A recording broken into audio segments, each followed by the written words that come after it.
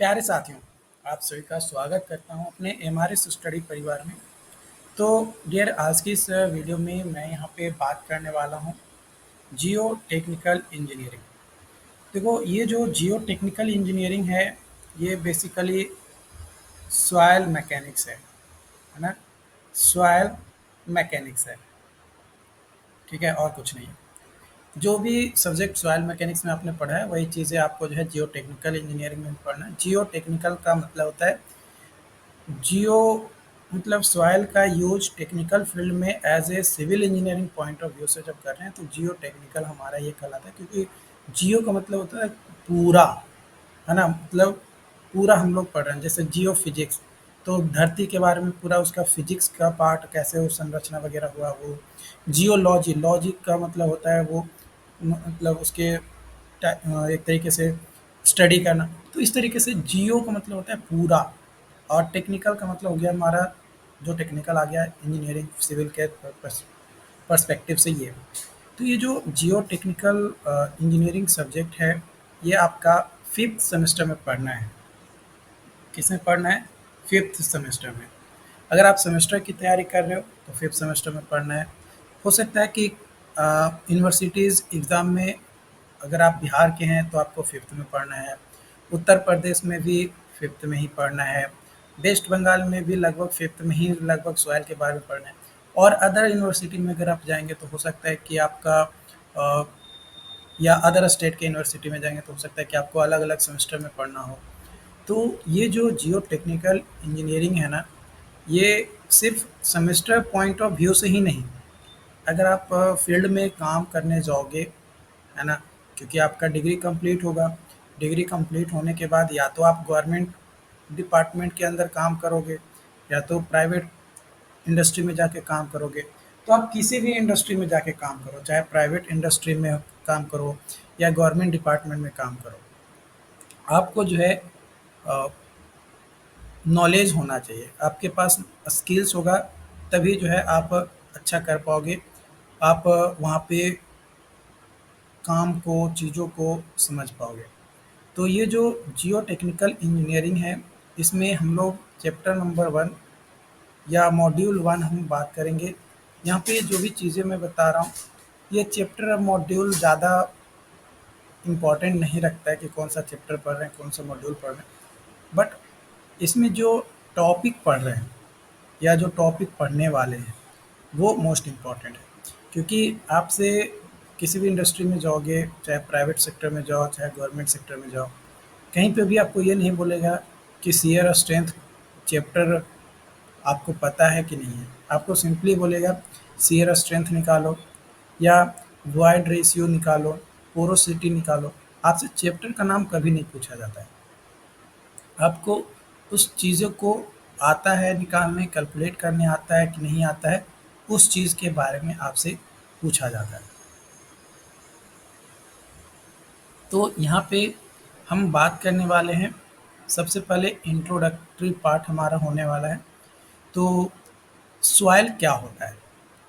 सबसे पहला सवाल आता है आपका, सॉइल। सॉइल होता क्या है? तो सॉइल जो है एक अनकंसोलिडेटेड मटेरियल होता है। क्या होता है? अनकंसोलिडेटेड मटेरियल होता है, जो इसमें सॉलिड पार्टिकल आपका होता है। उस सॉइल में आपका वाटर भी हो सकता है, सॉइल में आपका एयर भी हो सकता है। मतलब सॉलिड पार्टिकल भी आपका होता है, एयर भी होता है और आपका वाटर भी होता है। तो जो सॉलिड पार्टिकल्स होते हैं, जो कि अनकंसोलिडेटेड मटेरियल्स होता है, वो प्रोड्यूस्ड किया जाता है बाय डिसइंटीग्रेशन ऑफ रॉक। यानी जो सॉइल का सॉलिड पार्टिकल्स होता है, वो रॉक के डिसइंटीग्रेशन से बनता है, जो कि अनकंसोलिडेटेड मटेरियल होता है। क्या होता है? अनकंसोलिडेटेड मटेरियल जो है आपका होता है। Types of soil. सॉइल के अलग अलग टाइप्स हैं। देखो, ओरिजिन के बेसिस पे अगर बात किया जाए तो रेसिड्यूअल सॉइल होता है और ट्रांसपोर्टेड सॉइल होता है।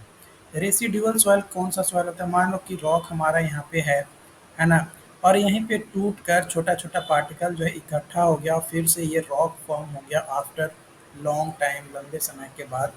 तो ये कहलाता है रेसिड्यूअल सॉइल। ट्रांसपोर्टेड सॉइल, मान के चलो कि ये हमारा पठार है या पर्वत है ना? यहाँ से पानी जो है हमारा निकल रहा है, जा रहा है, जा रहा है, जा रहा है, जा रहा है। यहाँ पे मान कर चलो ये हमारा दूसरा नदी है जिसमें आकर ये मिला। अब मान कर चलो कि यहाँ पे ये आ गया और यहाँ पे आपका जम गया और एक पठार बन गया, है ना? इस नदी के जगह पे जहाँ पे मिल रहा है, तो यहाँ पे एक मान के चलो पठार बन गया या पत्थर बन गया। वो मिट्टी धीरे धीरे धीरे धीरे जम जम के तो ये जो रॉक हुआ ये कहलाता है। रॉक से जो हमारा ये रॉक से टूटा, टूट के आया किसकी, कैसे बह के आया? पानी के माध्यम से। किससे बह के आया? पानी के माध्यम से बह के आया और यहाँ पे पत्थर जो है बन गया, मतलब रॉक बन गया। तो ये इस तरीके का जो सॉइल का जो फॉर्मेशंस होता है वो कहलाता है ट्रांसपोर्टेड सॉइल। ट्रांसपोर्टेड सॉइल कई तरीके के होते हैं जिसके बारे में हम लोग जो है इस सेशन में देखेंगे, वन बाय वन सारी चीज़ों के बारे में जो है हम लोग यहाँ पे चर्चा करेंगे। तो on the basis of origin दो तरीके का आपका होता है। पहला होता है आपका यहाँ पे रेसिड्यूअल और दूसरा होता है ट्रांसपोर्टेड।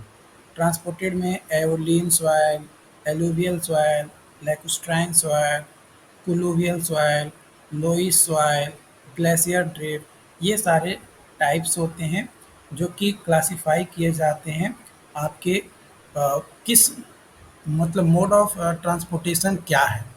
एयर है, वाटर है, ग्लेशियर है ना, ह्यूमन है, मतलब किस तरीके से ट्रांसपोर्ट किया जा रहा है हमारा सॉइल पार्टिकल्स, यानी जो सॉलिड पार्टिकल्स है सॉइल का, वो उसका ट्रांसपोर्टेशन कैसे हो रहा है, किस मोड से हो रहा है, उसके बेसिस पे ये क्लासिफाई किया गया है। Aeolian soil, alluvial soil, lacustrine soil, colluvial soil, loess soil और ग्लेशियल ड्रिफ्ट।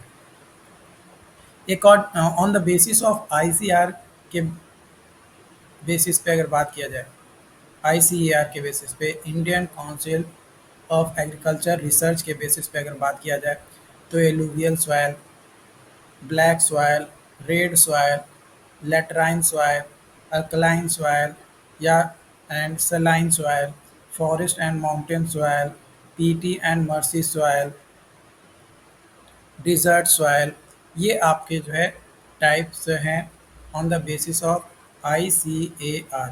आईसीएआर का कई बार आपके कॉम्पिटिटिव एग्जामिनेशन में बैठोगे तो डायरेक्ट आपसे जो है फुल फॉर्म पूछ दिया जाता है कि आईसीएआर का फुल फॉर्म क्या होता है। तो Indian council of agriculture research. तो हम हैं भाई सिविल इंजीनियर, हमें भाई इतना ज़्यादा मिट्टी के बारे में जानने की ज़रूरत नहीं है। हम वह मिट्टी के बारे में जानेंगे जिस पे हम अपना कंस्ट्रक्शन वर्क कर सकते हैं, जिस पे हम अपना काम शुरू कर सकते हैं। तो बात किया जाए एलुवियल सॉइल में अगर कंस्ट्रक्शन की, तो मीडियम टाइप ऑफ कंस्ट्रक्शन कर सकते हैं।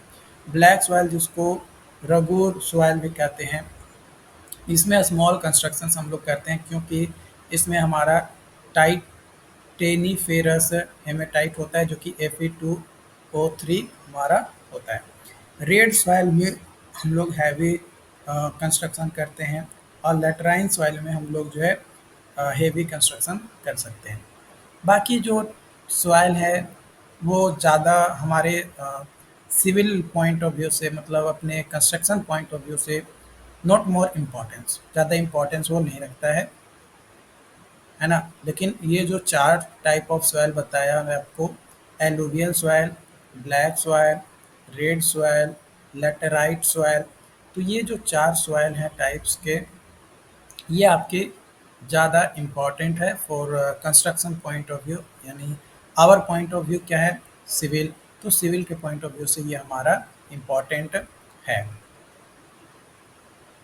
तो जो चीज़ें आपको मैंने बताया रेसिड्यूअल सॉइल के बारे में, उसी के बारे में यहाँ पे लिखा गया है कि soil which is formed at the place of disintegration of rocks is known as residual soil. The properties of residual soil is similar to the parent rock. यानी जिस रॉक से टूटकर वो बना है उसका जो प्रॉपर्टीज होगा उस सॉइल का, वही प्रॉपर्टीज उसके बच्चे का भी होगा।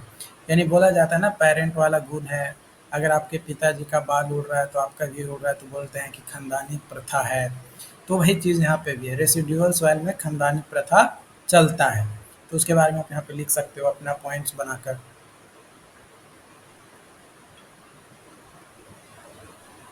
उसके बाद है ट्रांसपोर्टेड सॉइल, जिसके बारे में मैंने आपको बताया कि जब सॉइल का फॉर्मेशन रॉक के डिसइंटीग्रेशन के बाद आपका एक प्लेस से दूसरे प्लेस पे जाने के बाद उसका फॉर्मेशंस होता है, तो कहलाता है ट्रांसपोर्टेड सॉइल। तो जो ट्रांसपोर्टिंग एजेंसीज होते हैं, यानी जो मोड होते हैं, जैसे विंड, वाटर, आइस, ग्रेविटी, तो उसके बेसिस पे अलग अलग टाइप्स ऑफ ट्रांसपोर्टेड सॉइल होता है, जिसके बारे में वन बाय वन हम लोग डिस्कस करेंगे, जो कि हमारे पॉइंट ऑफ व्यू से इम्पॉर्टेंट है। और as our point of view, because we are civil engineers, और हम जब कम्पिटिटिव एग्जामिनेशंस में बैठते हैं, किसी भी गवर्नमेंट एग्ज़ाम्स की तैयारी करने के लिए, या फिर कोई कंपनी का इंटरव्यू देते हैं, तो कई सारे जगहों पे क्वेश्चन पूछ दिया जाता है कि जो ब्लैक सॉइल है उस पे किस टाइप ऑफ कंस्ट्रक्शन जो है हम लोग कर सकते हैं। हैवी कंस्ट्रक्शन कर सकते हैं कि मीडियम कंस्ट्रक्शन वर्क करते हैं या स्मॉल कंस्ट्रक्शन वर्क करते हैं। तो अगर आपको जियो टेक्निकल इंजीनियरिंग नहीं पता रहेगा, है ना, सॉइल के बारे में आपको पता नहीं रहेगा, तो आप उसका सही जवाब जो है नहीं दे पाएंगे। ओके। तो यहाँ पे सबसे पहले हम लोग बात करते हैं एलुवियल सॉइल के बारे में। तो एलुवियल सॉइल जो होता है, ये वैसा सॉइल होता है जो ट्रांसपोर्ट किया जाता है बाय फ्लोइंग वाटर और डिपॉजिट होता है on flowing bank of river, है ना।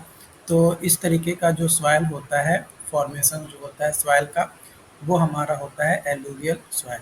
लैकुस्ट्राइन सॉइल, जब हमारा जो सॉइल पार्टिकल्स रॉक से डिसइंटीग्रेट होता है और मोस्टली सिल्ट कर जाता है लेक में और स्टिल वाटर ऑफ लेक, और डिपॉजिट होता है रिवर बैंक पे, तो या लेक के, तो उस तरीके का सवाल, मतलब स्टिल वाटर मतलब शांत पानी में, मतलब रॉक का टूटता है और शांत पानी के कारण से, क्योंकि शांत पानी तो शांत है लेकिन वो धीरे धीरे वो फ्लो वो भी करता है, ज़्यादा फ्लो नहीं करता लेकिन बट हल्का फ्लो करता है। तो उसमें जब सॉइल का डिपोजिशंस होता है, और तो वो जो सॉइल बनता है वो कहलाता है लैकुस्ट्राइन soil.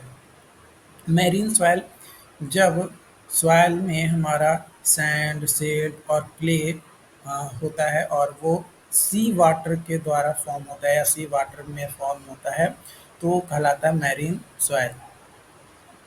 Aeolian soil, these are sand, ये जो सैंड हो इस ये जो सॉइल होता है इसमें सैंड ड्यून्स, जो कि डिपॉजिटेड होता है by wind in arid regions, तो उसमें हमारा जो है आपका एओलियन सॉइल होता है। एओलियन सॉइल को हम लोग जो है लोइस सॉइल के नाम से भी जानते हैं। तो आपका डायरेक्टली क्वेश्चन जो है कई बार एग्ज़ाम में पूछ दिया जाता है कि लोइस सॉइल क्या होता है। तो लोइस सॉइल जो होता है fine uniformly graded fine grade soil होता है, जैसे सिल्ट होता है, क्ले होता है, जो कि विंड के बहने से, मतलब हवा के बहने से सॉइल का जो है एक पार्टिकल एक जगह से दूसरी जगह जाता है, वहाँ पे डिपॉजिट होकर जो सॉइल बन जाता है वो हमारा होता है लोइस सॉइल। उसके बाद आता है आपका colluvial soil. Colluvial soil, these are transported by gravity force and are deposited by a mountain valley. क्या होता है, ये माउंटेन वैली में आपका डिपॉजिटेड होता है, और ग्रेविटी के कारण से क्या होता है, ट्रांसपोर्ट होता है solid particle of rocks, disintegrated particles, तो वो हमारा क्लूवियल सॉइल कहलाता है। प्लूवियल सॉइल को हम लोग जो है टल्लूस के नाम से जानते हैं। आपके कई सारे कम्पिटिटिव एग्जामिनेशन अगर दिए होंगे तो आपको पता होगा कि टल्लूस क्वेश्चंस आ जाता है कि टल्लूस किस सॉइल को कहते हैं, या क्लूवियल सॉइल को और किस नाम से जाना जाता है, तो टल्लूस के नाम से जाना जाता है, या फिर आपके सेमेस्टर में भी पूछ दिया जाता है। तो देखो, हो सकता है कि आप अभी एग्ज़ाम ना दिए हो, नए-नए हो, आप अभी फ्रेशर हो। तो मैं बता रहा हूँ, मैं अपने अनुभव से बता रहा हूँ कि इस तरीके का क्वेश्चंस आपके या तो सेमेस्टर में पूछ दिया जाता है या फिर आपके कॉम्पिटिटिव एग्ज़ामिनेशन में पूछ दिया जाता है। तो आप किसी भी यूनिवर्सिटी से पढ़ रहे हो, है ना? आप बिहार इंजीनियरिंग यूनिवर्सिटी हो, अ, उत्तर प्रदेश का यूनिवर्सिटी हो, महाराष्ट्र का हो, कर्नाटका का हो, तेलंगाना का हो, वेस्ट बंगाल का हो, असम का हो, जम्मू कश्मीर का हो, मतलब किसी भी स्टेट का यूनिवर्सिटी से आप पढ़ रहे हों या किसी आईआईटी या एनआईटी में ही इवन क्यों ना पढ़ रहे हो, इससे कोई फ़र्क नहीं पड़ता है। पढ़ना आपको कंटेंट सेम ही है। बस पढ़ने की तरीका हो सकता है कि आपका चेंज हो जाए। सब्जेक्ट का नाम में थोड़ा बहुत फेर-बदल आ जाए। सिलेबस में थोड़ा बहुत ऊपर-नीचे हो जाए। लेकिन जो चीज़ें आपको general competitive point of view से पढ़ना है, वो सारी चीज़ें आपको पढ़नी ही है। सारे लोगों को सेम ही पढ़ना है। कोई अगर आईआईटी से भी बीटेक किया है, डिग्री प्राप्त किया है और अगर वो जॉब या प्लेसमेंट नहीं लिया है, गवर्नमेंट जॉब के पीछे पड़ा है, तो उसको सेम चीज़ पढ़ना होगा, जो नॉर्मल कॉलेज से बीटेक किया है वो। अगर कॉम्पिटिटिव एग्ज़ामिनेशन दोनों सेम फाइट कर रहा है, तो दोनों को सेम पढ़ना होगा। कोई अलग नहीं पढ़ना होगा, कोई ज़्यादा एक्स्ट्रा नहीं पढ़ना होगा, सेम पढ़ना होगा। हाँ, पढ़ने की तरीका हो सकता है दोनों का अलग-अलग हो, लेकिन जो पढ़ना है, जो सब्जेक्ट है, वो सब्जेक्ट सभी के लिए कॉमन है, किसी के लिए अलग नहीं है, सभी के लिए कॉमन है और सभी को यही आपको पढ़ना है। अगला है laterite soil. These are formed by leaching process, जिसको वॉशिंग आउट सिलीशियस कंपाउंड होता है और ये फॉर्म होता है हिली एरिया में ऑफ ह्यूमिड क्लाइमेट के कारण से। इसको लीचिंग सॉइल भी कहते हैं। जो लैटराइन सॉइल होता है, इसको लीचिंग सॉइल कहते हैं। क्यों? क्योंकि ये जो सॉइल होता है ना, ये लीचिंग प्रोसेस से फॉर्म होता है, लीचिंग प्रोसेस से अ, बनता है। तो इसलिए लैटराइन सॉइल को हम लोग लीचिंग सॉइल भी कह देते हैं। क्या कह देते हैं? लैटराइन सॉइल को लीचिंग सॉइल भी कह देते हैं। Bentonite soil. बेंटोनाइट सॉइल जो है ये chemically weathered volcanic ash used for lubrication in drilling. तो वो जो सॉइल होता है वो कहलाता है bentonite soil. Marl soil. These are very fine-grained CaCO3 soil of marine origin. These results due to presence of a dead body cell and bones of animals. तो समुद्र में बनता है, जनरली फाइन ग्रेन सॉइल होता है, CaCO3 soil marine origin होता है।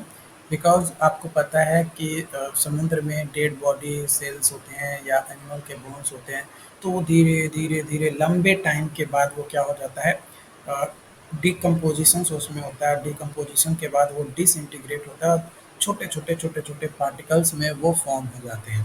तो वो जो है हमारा क्या हो जाता है, तो वहाँ पे जो सॉइल फॉर्म होता है बेड ऑफ सी और ओशियन, तो तो वो सॉइल जो है हमारा क्या कहलाता है, मर्ल सॉइल कहलाता है। कोई ज़रूरी नहीं है कि ये जो है सी में ही हो, आपका नॉर्मल अर्थ सरफेस पे भी इस तरीके की चीज़ों से हमारा फॉर्म होता है, लेकिन उसको हम लोग मेनली मैरीन इलाके में या मैरीन में जो प्रेजेंस होते हैं उसको हम लोग जो है मर्ल सॉइल कहते हैं। Gumbo soil. These are sticky and highly plastic dark colour होता है। Organic soil. ऑर्गेनिक सॉइल जो है आपका होता है लोएम। लोएम जो है, लोएम सॉइल, ये मिक्सचर्स होता है आपका सैंड सिल्ट और क्ले का, जिसमें ऑर्गेनिक मटेरियल का जो कंटेंट होता है यानी मात्रा जो होता है वो ज़्यादा होता है ना। ऑर्गेनिक मटेरियल का कंटेंट जो होता है वो ज़्यादा होता है। पीट सॉइल। पीट soil it is highly organic soil होता है। पीट सॉइल जो होता है हाईली ऑर्गेनिक सॉइल होता है, which almost entirely consist of vegetative material in different stage of depositions. It is color varies from dark brown to black. जो पीट सॉइल होता है, इसका जो कलर होता है वो डार्क ब्राउन से ब्लैक में वेरी करते रहता है, कोई ज़रूरी नहीं है कि डार्क ब्राउन ही हो या ब्लैक ही हो, उस रेंज में आपका हो सकता है। ये पोजेस करता है ऑर्गेनिक ऑर्डर को, यानी गंध इसका जो है ऑर्गेनिक जैसा मिलता है। मक सॉइल, ये मिक्सचर्स होता है fine grained in organic soil और black depositions of organic matter आपका होता है। बात किया जाए पीट सॉइल और मक सॉइल का, तो पीट सॉइल और मक सॉइल जो होता है इसको जब कंबाइन किया जाता है तो हमें एक नया तरीके का सॉइल मिलता है, जिसको हम लोग जो है कुमुलोज कहते हैं, जिसको हम लोग क्या कहते हैं, कुमुलोज कहते हैं। ठीक है, तो सॉइल क्या होता है और कौन-कौन से टाइप्स ऑफ सॉइल होते हैं, इसके बारे में यहाँ पे हमने डिस्कस किया। अब बात करते हैं कि ये जो वर्ड है सॉइल, ये आया कैसे? इसका कॉन्सेप्ट कहाँ से आया?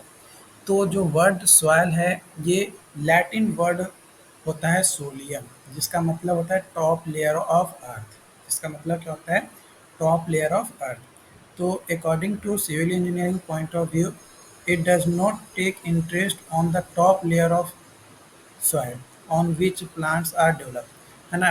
Civil engineering point of view से मतलब हम लोग इंजीनियर हैं, तो हम लोग अपने पॉइंट ऑफ व्यू से बात किया जाए तो जिस पे प्लांट वगैरह ग्रो होता है, जो टॉप लेयर होता है सॉइल का, उसमें हम लोग इंटरेस्टेड नहीं होते। इसलिए किसी भी जगह पे साइट या कोई भी कंस्ट्रक्शन वर्क स्टार्ट होता है तो पहले उसका ग्रेडिंग किया जाता है।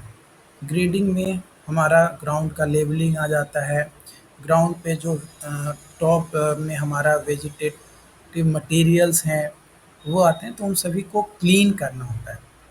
क्लीन करने के बाद ही कोई भी कंस्ट्रक्शन काम, है ना, या कोई भी प्रोजेक्ट जो है स्टार्ट किया जाता है।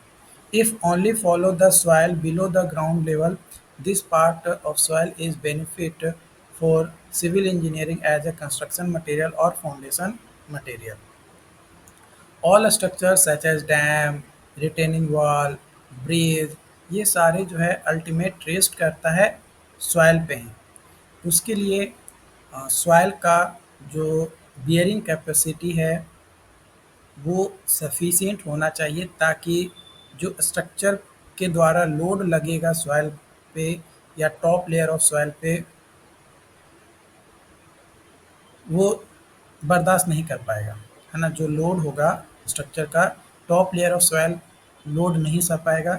इसलिए civil engineering point of view से उसको टॉप लेयर को रिमूव किया जाता है, देन हम लोग जो है कंस्ट्रक्ट करते हैं। और ऐसा नहीं है कि टॉप लेयर को हटा देने के बाद सॉइल पूरा का पूरा लोड सही लेता है। कई बार जब एक्सकेवेशन करते हैं फॉर फाउंडेशंस, तो हमें उसको कॉम्पैक्ट करना पड़ता है, घुरमुस चलाना पड़ता है या कॉम्पैक्टिंग मशीन लगाकर उसको जो है कॉम्पैक्ट करना पड़ता है। तो it also contain large amount of organic matter as well as inorganic matter. जो टॉप लेयर होता है हमारा सॉइल का अर्थ पे, वो large amount of organic matter और इनऑर्गेनिक मैटर को वो कंटेन करता है, which have not sufficient to bear load of structure, जो कि जिसके पास स्ट्रक्चर का जो लोड होता है उसको बर्दाश्त करने की क्षमता जो है टॉप लेयर ऑफ सॉइल में नहीं होता है। बात किया जाए फॉर्मेशन की, तो रॉक का जो है सबसे पहले डिसइंटीग्रेशन होता है, यानी इरोजन्स होता है। इरोजन के बाद यानी डिसइंटीग्रेशन के बाद हो सकता है कि कुछ सॉइल वहीं पे टूट कर फिर से बन जाए और वो रॉक का फॉर्मेशन ले, या फिर डिसइंटीग्रेशन के बाद ट्रांसपोर्ट किया जाए वेरियस एजेंसीज के द्वारा, जैसे विंड, एयर, वाटर, और उसके बाद कहीं पे जाकर वो लूज पार्टिकल डिपॉजिट हो और धीरे धीरे धीरे उसके फेज में चेंज हो जाए और अपहीवल बन जाए, और अपहीवल फिर डिसइंटीग्रेट होना, रॉक का फॉर्म होकर फिर से डिसइंटीग्रेट हो, फिर सेम प्रोसेस इस तरीके का साइकिल में एक घटित होते रहता है। तो ये जो साइकिल होता है इसको कहा जाता है ऑरिजिन ऑफ सॉइल या सॉइल फॉर्मेशन का साइकिल। तो soil are formed by weathering of rocks, यानी disintegration of rocks due to physical disintegration और chemical decomposition when rock surface gets exposed to atmosphere for some times. It disintegrates or decomposed into a small particles and thus soil is formed. जो डिकम्पोजिशंस होता है या डिसइंटीग्रेट्स होता है rock, वो छोटे छोटे पार्टिकल्स में होता है और वहाँ से हमें सॉइल क्या होता है हमारा फॉर्म हो जाता है. Soil may be considered as a incidental material obtained from geological cycle which goes on continuous in natures of geologic Geologic cycle consists of erosion, transportation, deposition and upheaval of soil. जो exposed rocks होता है वो erode होता है by various physical and chemical processes से. तो जो product होता है इरोजन का वो पिक्ड किया जाता है up by agencies of transportation जैसे wind, water, glacier glacier etcetera. और ये कैरिड आउट किया जाता है टू द न्यू लोकेशन, नए लोकेशन पे लेकर जाया जाता है वेयर दे आर डिपोजिटेड, जहाँ पे इसको जो है डिपॉजिट किया जाता है. And continuous depositions of eroded product form करता है रॉक्स को और this process is called upheaval. और ये जो प्रोसेस होता है इसको फर्दर जब एक्सपोजर्स होता है रॉक्स का और again geological cycle gets repeated और इस तरीके से वो रिपीट होते जाता है.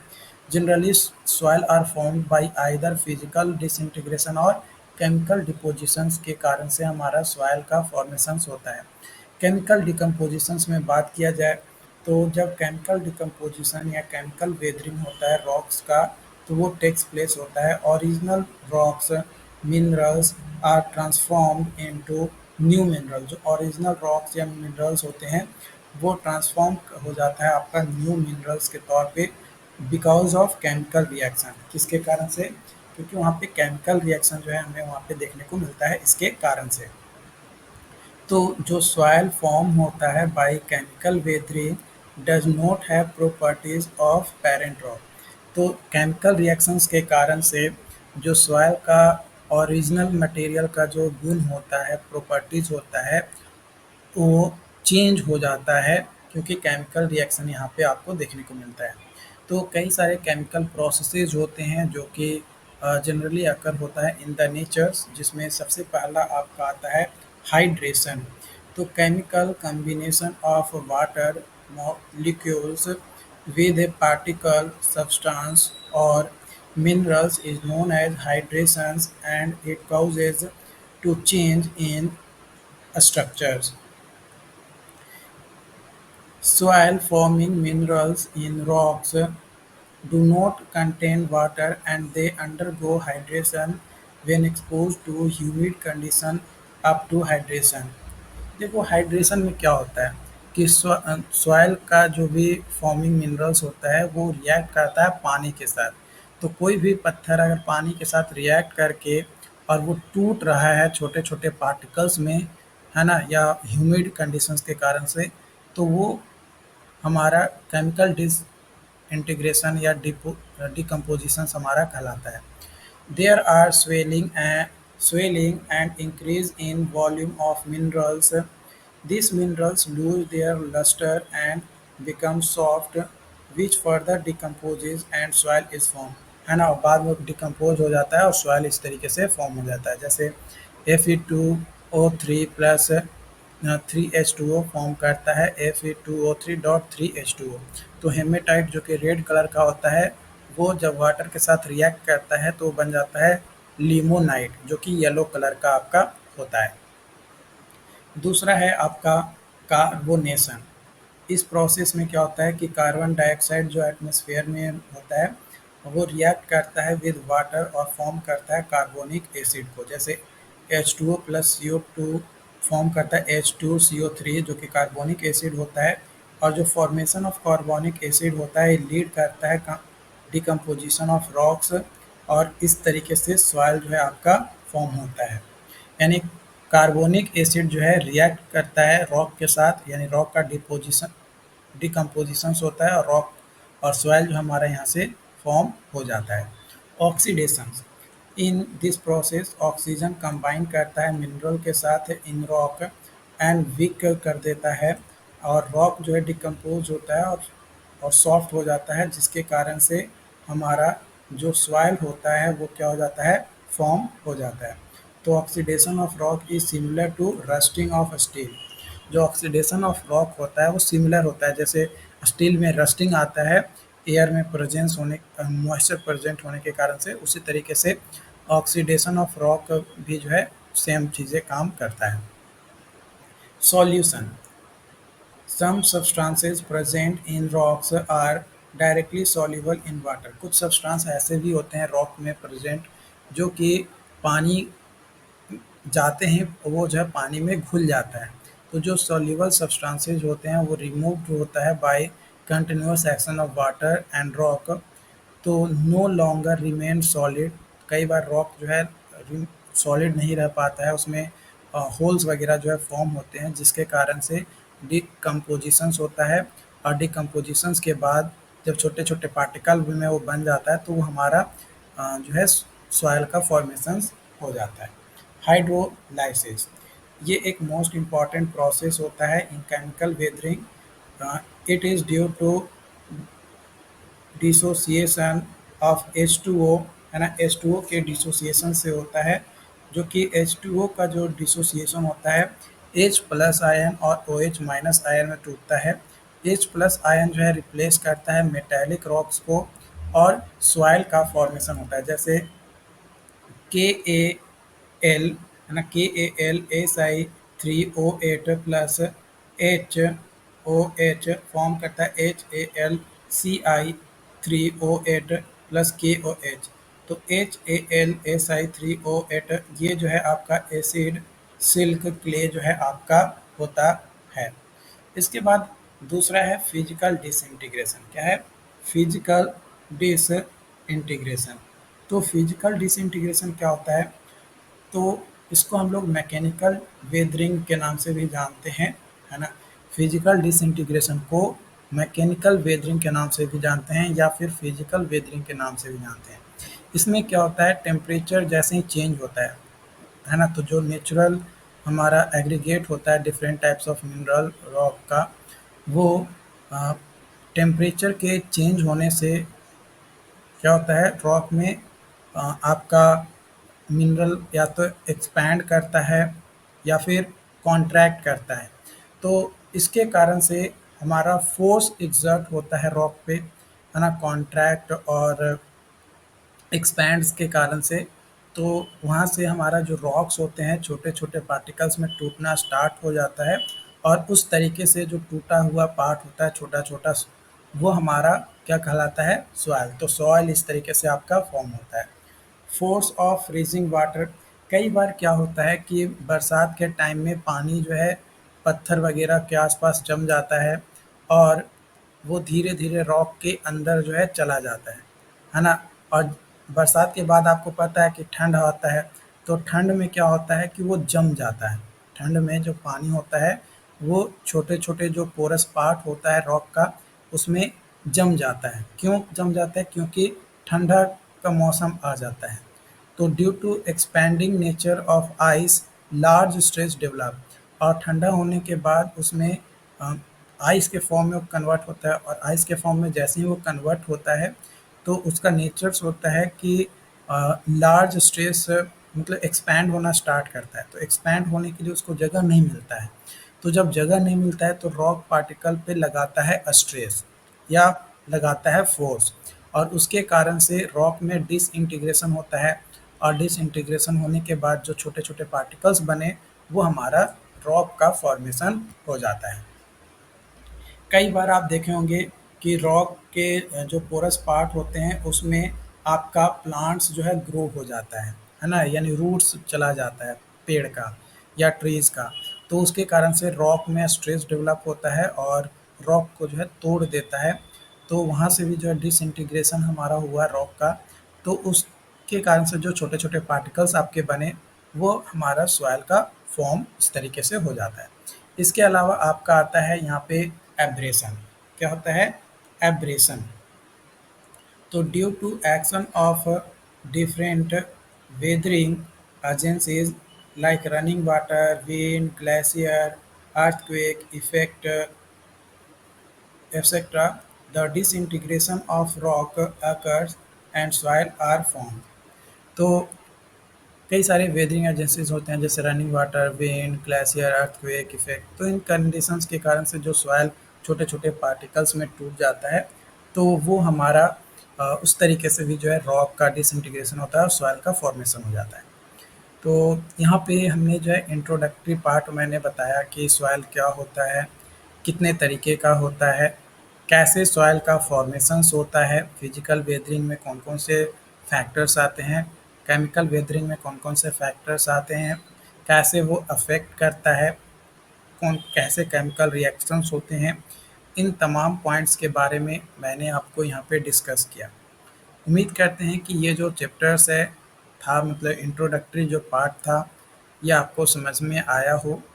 अगर फिर भी इस पार्ट में कहीं पे भी किसी भी पॉइंट पे आपको लगा हो कि आपका कोई सवाल है या कोई डाउट रहा हो, तो आप चैट बॉक्स में बताओ, कमेंट करके बताओ। और हमारे द्वारा जो भी कंटेंट प्रोवाइड किया जा रहा है, ये आपको कैसा लग रहा है, ये भी आप कमेंट करके बताओ। चैनल पे पहली बार आए हो तो चैनल को सब्सक्राइब कर लो, ताकि आपको इस तरीके का और भी वीडियो आपको प्रोवाइड होता रहे। तो अपने तमाम साथियों के साथ इसे शेयर करो, ताकि उन्हें भी जो है इसके बारे में पता चल सके। एंड चैनल को सब्सक्राइब करना ना भूलें। और अगर हमारा एफर्ट आपको अच्छा लग रहा है, तो चैनल को सब्सक्राइब कर लो, अपने तमाम दोस्तों के साथ शेयर कर दो। क्योंकि आपके चैनल सब्सक्राइब करने से हमें क्या मिलता है, मोटिवेशंस मिलेगा।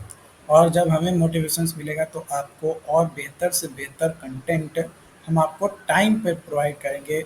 और आपका जो भी रिक्वेस्ट रहेगा, जो भी टॉपिक आपको चाहिए कि नहीं हमको ये टॉपिक पे पहले वीडियो चाहिए, तो आप वो टॉपिक भी कमेंट बॉक्स में बता सकते हैं, ताकि उन टॉपिक्स पे आपको पहले कंटेंट प्रोवाइड किया जा सके। जैसे एक बार मैं पिछले साल का बता रहा हूँ, कई सारे लोगों का सवाल था कि कैफर डैम के बारे में डिटेल में बताइए, तो उसके बारे में मैंने बताया। तो जैसा लोगों का डिमांड रहेगा या आपका डिमांड रहेगा, उसके हिसाब से आपको बताया जाएगा। क्या? तो आप अपना डिमांड के लिए चैट बॉक्स में तो आप हमें कमेंट करके बता ही सकते हैं। ना तो कहीं मतलब यहाँ पे कोई चार्ज तो देना नहीं है, फ्री ऑफ कॉस्ट है। आओ वीडियो देखो, अच्छा लगा तो जाओ, नहीं अच्छा लगा तो आप स्किप कर दो। बट मुझे पता है कि अगर आपने यहाँ तक हमारी वीडियो देख लिया, इसका मतलब आप हमारी वीडियो को पूरी तरीके से पसंद करते हैं।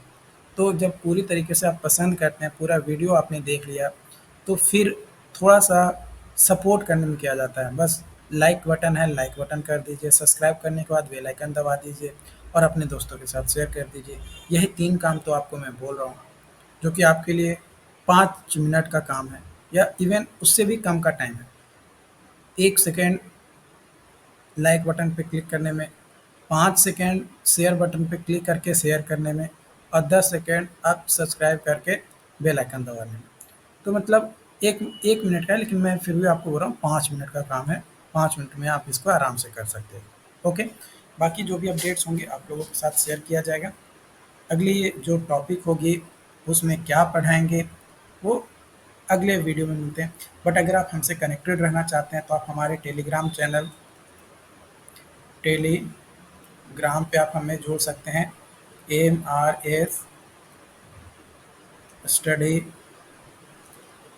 ऑफिशियल, है ना? एमआरएस स्टडी ऑफिशियल, इस पे आप हमसे हमारे साथ जुड़ सकते हैं।